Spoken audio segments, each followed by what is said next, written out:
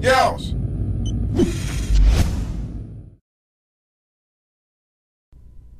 What is up, everyone? StonePost 34 here, bringing you more of Growing Up with StonePost, and this is a story about my first beer. And I gotta tell you, let me just tell you, I was 17 when I had my first beer.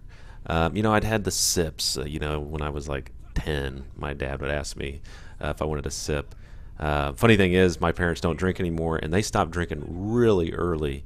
They were in their 20s when they stopped drinking. So, to give you a little bit of background, I didn't drink. Basically, when I lived in Chicago, I was a part of this group. It was called REACH, and that was an acronym, REACH, which stands for Responsible Educated Adolescents Can Help.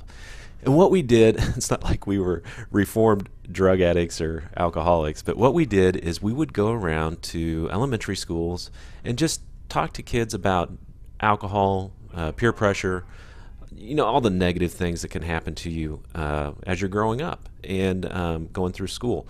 So one of the things was we didn't drink, and we went around and told kids, you know, it's fine not to drink, and it doesn't mean you're not cool by any means. And we kind of made it cool not to drink. It was basically a bunch of athletes and you know, just responsible kids that were in this group, and there were about 200 of us in our high school that did this. So I didn't drink. When I moved to Kansas, it was my senior year in high school, and it was just the weirdest thing, because I went from this where it was, you know, not drinking to basically everyone drank, and the cool people went out into the country and had parties, and you know, so let me tell you about that real quick too. When I moved to Kansas, my nickname was 5-0. They literally thought I was a cop because I moved my senior year. There was a lot of bad things that went on in high school, from marijuana use, drug use, alcohol use, and they literally thought that I was a police officer. And obviously I'm not, but my nickname was 5-0.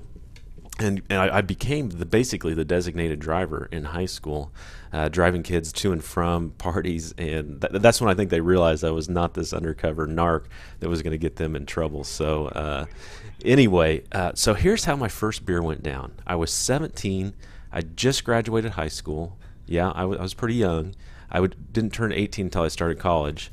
So I was 17, and I worked at Kmart. If you've listened to any of the Growing Up with StonePost, you know I worked retail basically through high school and college. So I was dating a girl at the time, and she was quite a bit older than me. I think she was 4 or 5 years older than me. And then my buddy Chris was dating a girl also much older than him, who's actually now his wife. And we decided, this is my personality, to give you an idea. Pretty nervous about the whole drinking thing. Kind of wanted a controlled environment, so we've had this planned out for a week or so. And I remember telling Chris, I'm like, yeah, I think I'm gonna try some beer. And he's like, are you sure? I'm like, yeah, I think I want to. So we had it planned out. We went over to Carla's apartment, and we're just chilling out, and they went and bought a 6-pack of Bud Light. This sounds so lame. I'm like, this is all planned out. It's like no peer pressure. It's like I decided it's going to be on my terms, and this is how it's going to happen. So they get a 6-pack, and we were, I don't even remember if we were playing cards or something, just chilling around the table. And so I had my first beer, and it's so carbonated. I just, you know, I'm not a huge pop drinker anyway, but all the carbonation, and you know, I started burping, and then I started feeling it, and so I'm like, this isn't bad, and it didn't taste good at all. It tasted horrible. So I'm like, okay, I'll have another one. So I drink my second one, and same thing.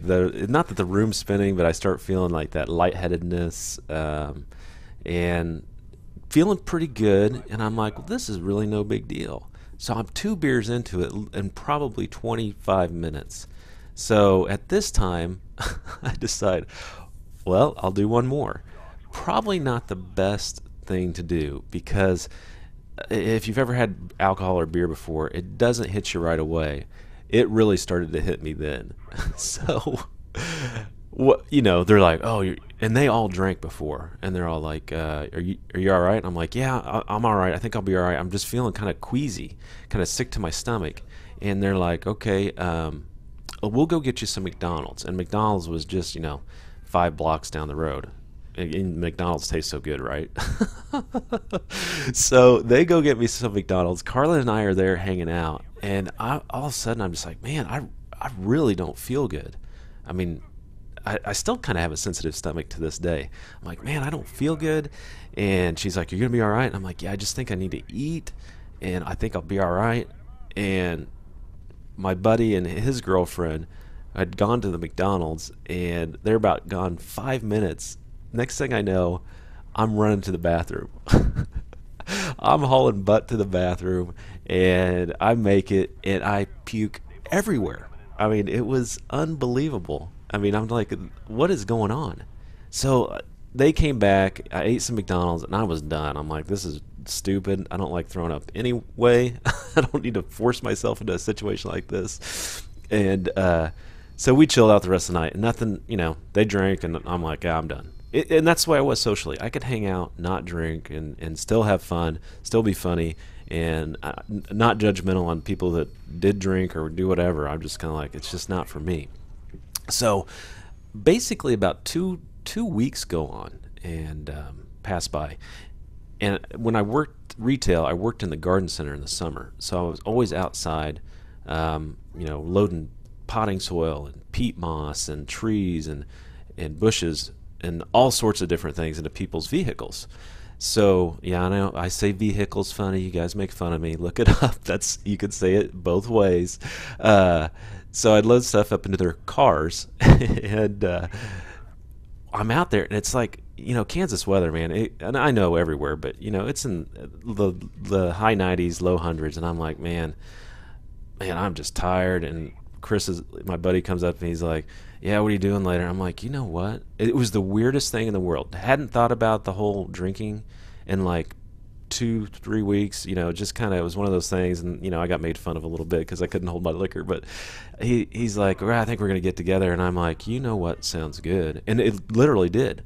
I said, a beer sounds really good right now. And that was the beginning of the end, basically. And I was 17 that summer between my high school and college years. That's when I started drinking, and it was good, and I was never just a sloppy just drink till I can't see the wall or feel my toes. It was just more of a social aspect for me. So the interesting thing is, because I run and exercise, and I've read quite a bit on it, and it kind of makes sense why that beer sounded good.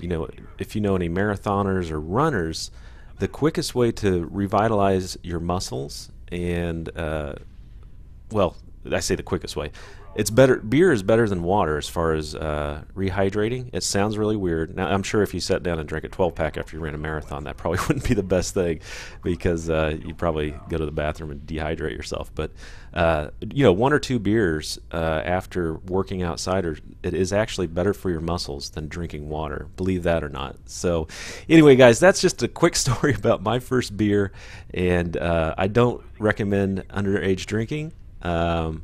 I know it happens. I absolutely do not condone drinking and driving. And so please don't do that. If you decide to drink, just don't drive. And anyway, guys, new intro will be up tomorrow. It's a huge file. I was having trouble getting it rendered, so look for that. And Q&A, so send me a Q&A if you guys have that. And hopefully you enjoyed this Growing Up with StonePost, guys. Take care as always. This is StonePost 34.